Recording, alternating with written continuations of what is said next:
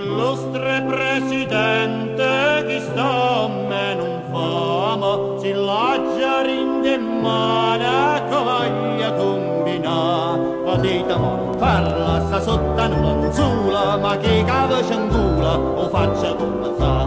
Ma che cava c'angula, o faccia come sa.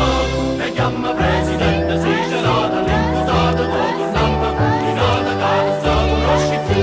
E chiama presidente, si ce l'ha da chi sto spassamento, pigliamento, lassa manco ganatore più. Mio caro imputato, vi state inguaiate, si male soltanto, ma fanno cadere. Per l'occhio nell'occhio, ma taglio le orecchie, soltanto per leggi, ma fanno male.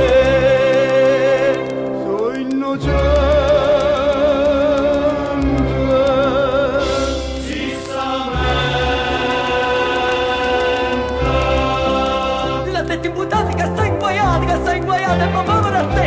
Protesta vostro onore, che so che sti in maniera, ma chi stu cancelliere la vessera fornire.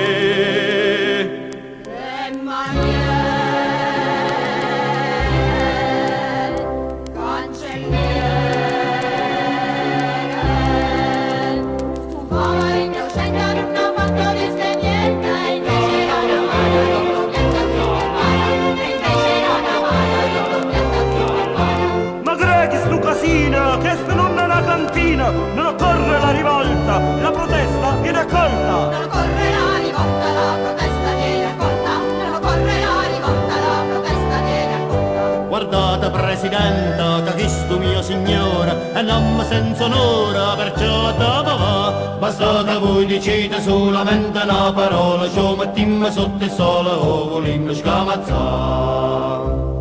Giustifico il tuo sdegno, mio nobile soldato, ma tu hai già parlato, voglio parlare pure. Comunque è tutto vero, quest'uomo non ha scuse, per questo io l'accuso. Facitela puni! Ah! Ma pare che è stato, mio caro imputato, che brutta nottanza, pronto per te. Arriva una botta, ma coppe per sotto, e se lo stanotte la fanno a te. Ai che no.